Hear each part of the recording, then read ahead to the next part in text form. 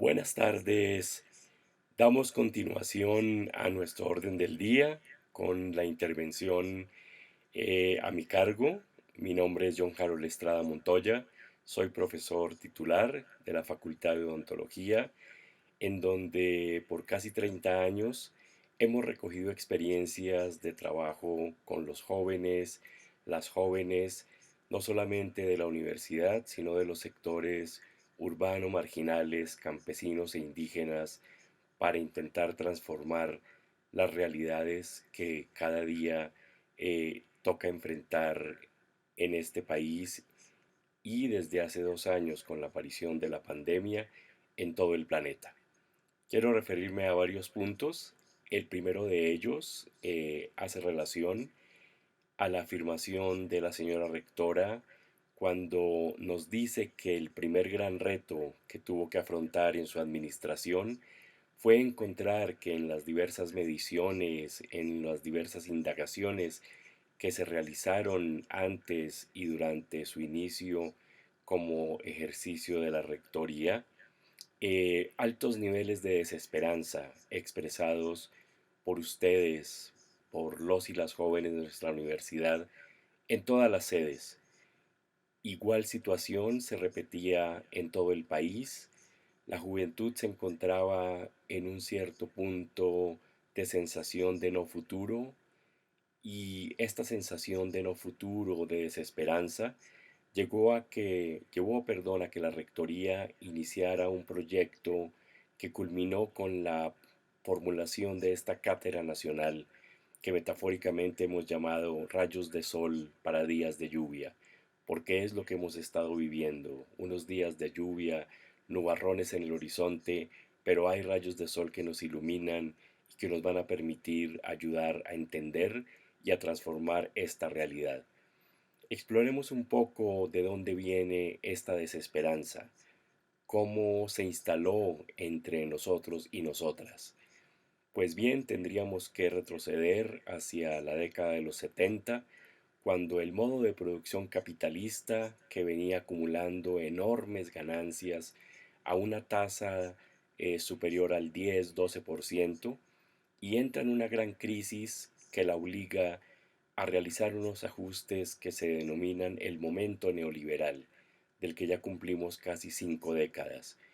Y es que el modo de producción capitalista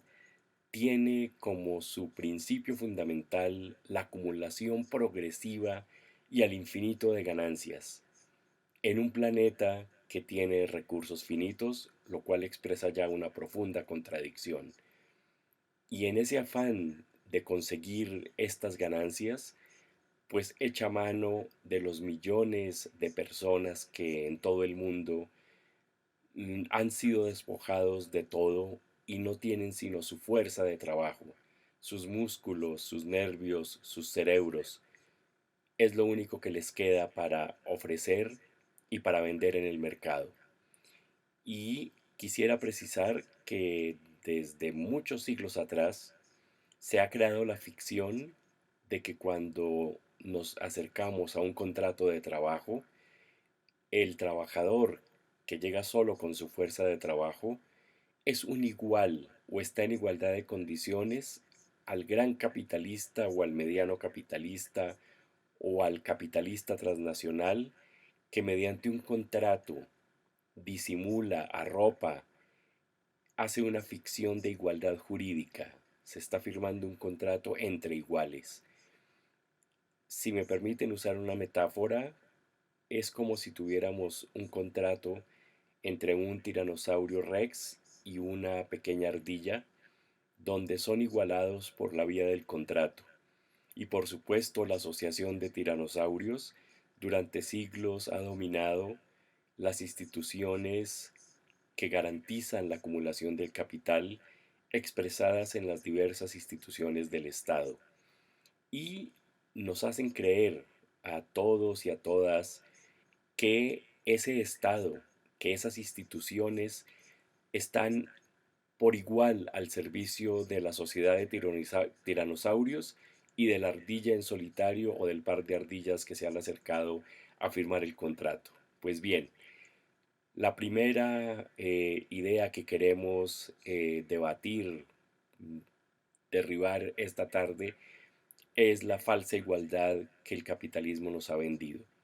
Y esa falsa igualdad se ha ido desnudando, en particular desde la aparición de la pandemia hace ya casi 2 años, y a lo largo y ancho del mundo ha quedado en evidencia, pero en particular en países tan desiguales como el nuestro, la crisis sanitaria, la crisis de sufrimiento físico, emocional, la crisis económica, la crisis política que desató la pandemia no tiene parangón en la historia de la humanidad. Y aunque hemos vivido otras pandemias, como la peste negra por allá cerca al 1400 y la epidemia de gripa de Kansas, mal llamada la gripa española por allá en 1918,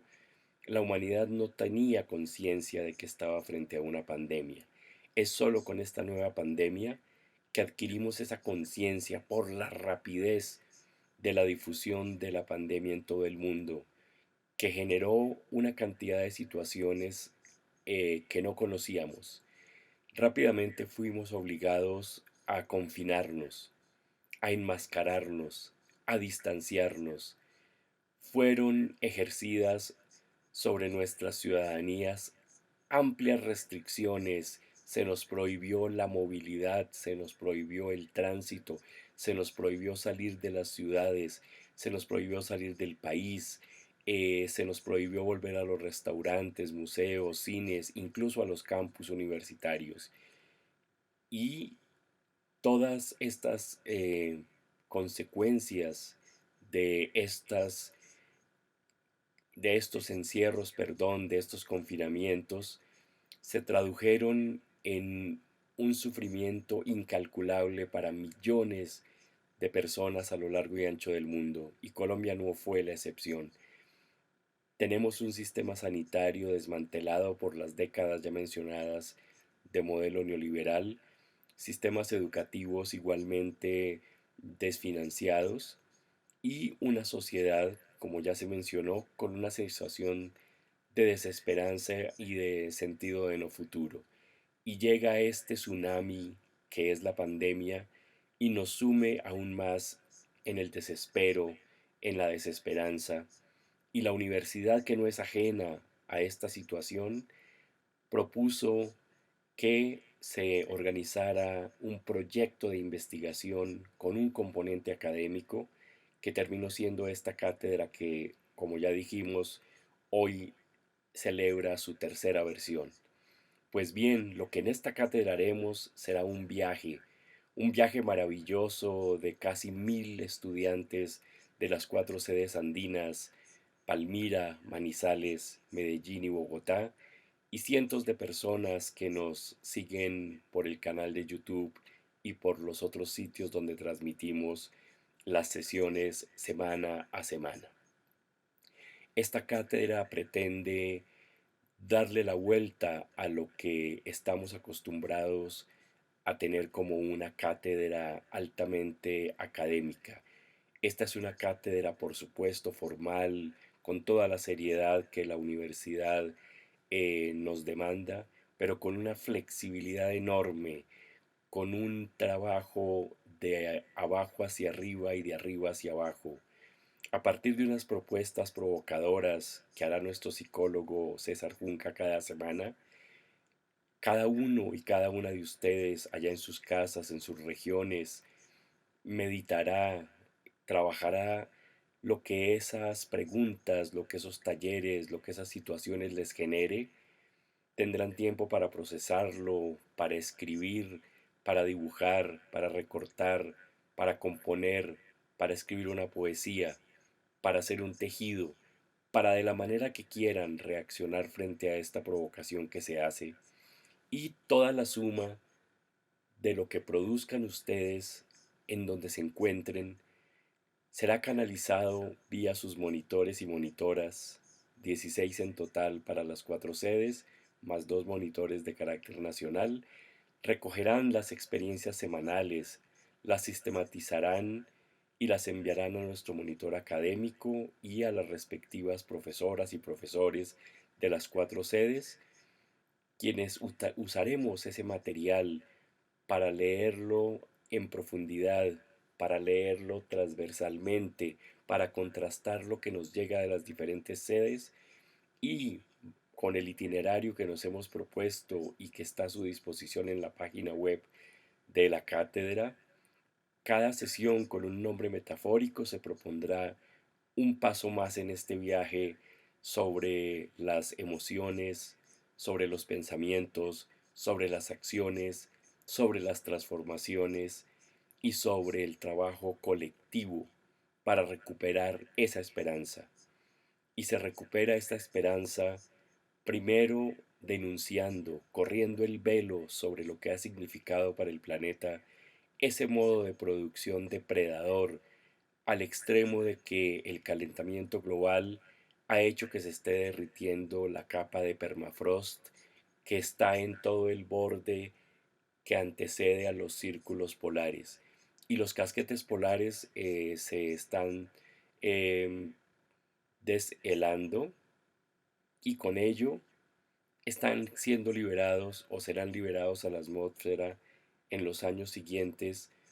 cantidad de patógenos que no conocemos y que seguramente el ser humano no se ha enfrentado nunca a ellos, y entonces tendremos futuras pandemias con virus no conocidos. Por fortuna,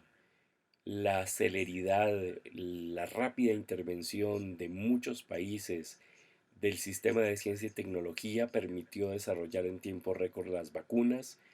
que, amparadas en la ley de patentes de propiedad intelectual y de esa distribución desigual de recursos, terminó, como ya ustedes saben, en los países más ricos y en los países más pobres. Incluso hay naciones que no tienen ni el 1 ni 2% de su población vacunada. Pero se espera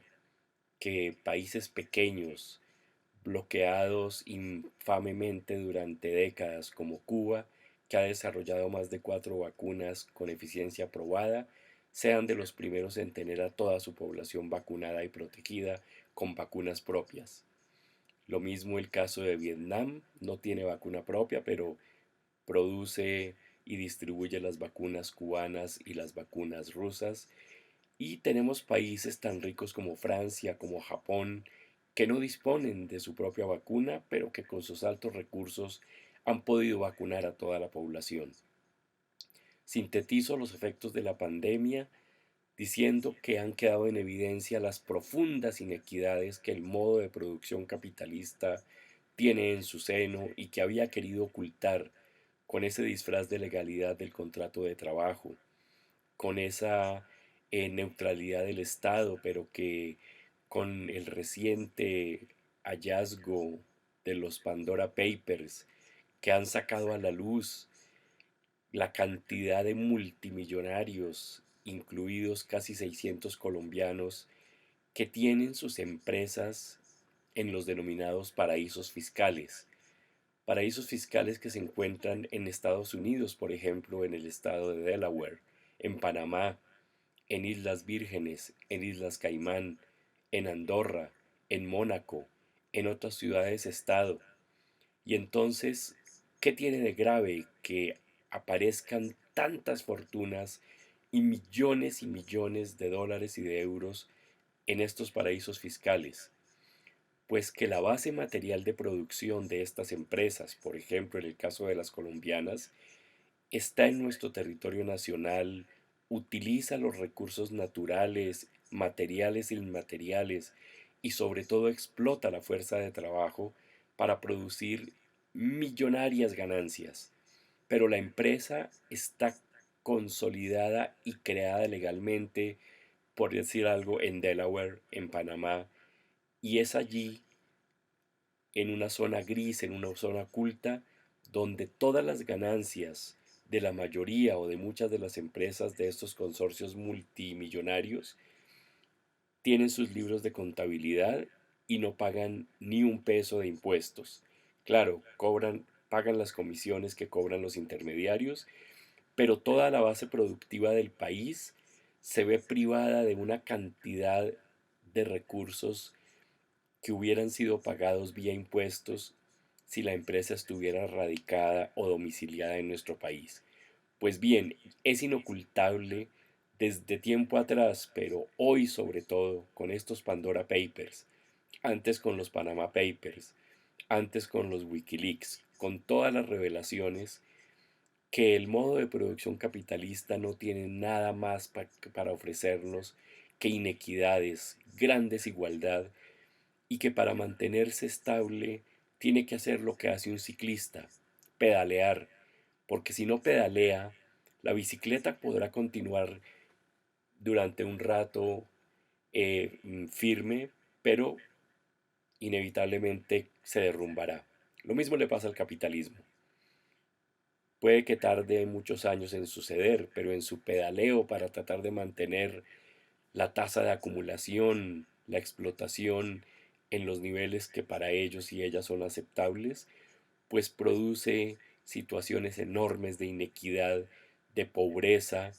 que en nuestro país, si sumamos lo que se denomina población vulnerable, población pobre y población por debajo de la línea de pobreza, alcanza a ser casi del 70%. Y la diferencia entre una población vulnerable y la pobre pueden ser 2.500 pesos de ingreso diarios, lo que hace que la mayoría de los colombianos y colombianas estemos o estén en esa situación o bien de vulnerabilidad, están cercanos a llegar a la pobreza, o ya son pobres o están por debajo de la línea de pobreza, que es un eufemismo para no decir la indigencia. Pues bien, en países como el nuestro, que no construyeron un estado de bienestar que permitiera subsidios de desempleo, renta básica universal, auxilios del Estado por todo concepto, pues las personas más vulnerables, que son aquellas que tienen que salir a trabajar o que tuvieron que seguir trabajando a pesar del confinamiento excesivo, pues fueron ellos y ellas, las capas más pobres de la población, las que más se han enfermado, las que más han sufrido y las que más han muerto por efecto de la pandemia. Y nuestras familias no son ajenas a esta realidad y a este sufrimiento del que ya he esbozado algunas características. Si hemos sufrido o no en carne propia la enfermedad, la muerte de un familiar cercano, seguramente tendremos familia extendida o amigos que lo han padecido o que han fallecido por sus efectos, más los efectos psicológicos que conlleva para los sobrevivientes, para quienes cuidaron a esos enfermos, para el personal sanitario exhausto que en condiciones precarias de contratación nos ha atendido, para los cajeros y cajeras, para los conductores y conductoras de las mercancías, para los campesinos que recogen las cosechas,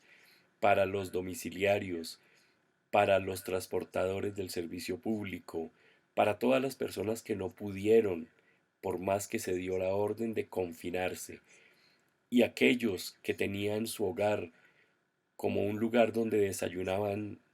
cerca de las 5 o 6 de la mañana y luego llegaban a dormir a las 9 de la noche, pasaron a estar en un espacio donde todas las actividades, el trabajo, el ocio, la preparación de los alimentos, el chisme, los cuentos, pero también las dificultades, las peleas, empezaron a suceder bajo un mismo espacio. Muchos de nuestros hogares autoconstruidos con materiales reciclables, muchos espacios pequeños de una, dos o máximo tres habitaciones o estancias donde se realiza toda la actividad de los hogares, a diferencia de las clases privilegiadas que pueden tener apartamentos enormes con terrazas, jardines, casas con jardines o casas campestres donde pasaron la pandemia, como en la novela El Decamerón de Boccaccio, cuando la élite florentina se aleja a las villas mientras pasa la peste, una de las de los coletazos de la peste negra, y por supuesto ninguno y ninguna de ellas se enferma porque pueden aislarse como lo hicieron las capas más beneficiadas de nuestra población durante esta pandemia. Pues bien, permítanme que, a pesar de lo extenso de esta introducción, conecte esta situación del sufrimiento generado por la pandemia, la crisis económica desatada por el estancamiento, ralentización o detenimiento de la cadena o el circuito de producción, circulación y consumo durante muchos meses y que apenas se reactiva, el aumento inusitado de el costo de producir la energía, dado que después de tantos meses de confinamiento la gente ha vuelto a salir a demandar servicios de energía y en los países donde el invierno es más duro, mediante el aire acondicionado, y si a esto le sumamos que el aumento del gas natural y del petróleo se han disparado, tenemos que las poblaciones están enfrentando una inflación tremenda, los alimentos han subido el 30%, las propiedades raíces en arriendo se han encarecido tremendamente y mucha gente ha sido expulsada de sus hogares. En fin, hay muchos motivos para estar triste, para estar pesimistas, pero también hay muchos motivos para que después de esta oleada, de este tsunami, podamos estar atentos a todo eso que desveló la pandemia, que antes estaba oculto, pero como cuando la marea se retira, deja toda la basura en la playa y nos permite ver todo lo que no nos permitía ver la marea alta. Esperamos que a lo largo de la cátedra, con las sesiones que nos permiten siempre hablar del contexto, podamos desvelar, correr el velo de lo que ese modo de producción esconde e incluso, aunque somos una institución del Estado, gozamos todavía de una gran autonomía universitaria y por eso podemos hablar de estos temas. No tenemos temas vedados, pero sobre todo vamos a hablar de sus emociones, de sus vidas, de lo que les pasa, de cómo lo enfrentan, de qué han hecho con esas emociones, con esas situaciones. Y de eso se tratará la cátedra. Cada una de las sesiones tendrá un nombre muy provocador que pueden consultar en la página y verán detalladamente después el programa donde cada semana tenemos un taller diferente para que ustedes allá en casa, en ocasiones en solitario, pero sobre todo casi toda la sesión en colectivo, nos dediquemos a volver a tejer, a reconstruir ese tejido social tan deteriorado por los años de gobierno neoliberales y por la pandemia. Esperemos que cada semana sea un agrado venir a la clase, escuchar el video, compartirlo con todas las personas que ustedes quieran. Este es un ejemplo cercano a la antiescuela, pues aquí se viene porque se quiere, se viene a estar felices, a estar juntos, a acompañarnos, a cobijarnos, a querernos, a expresarnos afectos, como bien nos lo explicará César seguramente en la segunda parte y a lo largo de los talleres. Estamos convencidos, porque hemos evaluado las dos sesiones anteriores, que esta cátedra es de gran recibo, de gran aprecio por la comunidad, tanto universitaria como la que nos sigue desde fuera, porque nos devuelve la esperanza, pero no como una ilusión o como una opinión, nos devuelve la esperanza de manera argumentada, nos devuelve la esperanza en que solo organizándonos, solo formándonos políticamente, solo participando, tomando decisiones con el otro, con la otra, con los otros y las otras, podremos enfrentar a todos esos monstruos que han quedado desvelados después de que se ha retirado la marea. Esperamos entonces desde todo el equipo organizador que tiene una infinidad de personas detrás para que esto sea posible, a mis profesoras y profesores en la Facultad de Odontología que hace casi 30 años me sembraron la semilla de que la transformación es posible desde estos campus, desde estas aulas universitarias. Sembramos estas semillas y nos maravillaremos el día de mañana por las flores y frutos que nos darán las mismas, y quizá no estemos ahí para verlas, pero con seguridad será la transformación, será la reconstrucción del tejido, será la batalla de las ideas a la que nos invitaba Fidel, será un caminar hacia adelante, Aunque la utopía se aleje 1000 pasos, caminaremos 1000 pasos en pos de la utopía, parafraseando a nuestro gran Eduardo Galeano,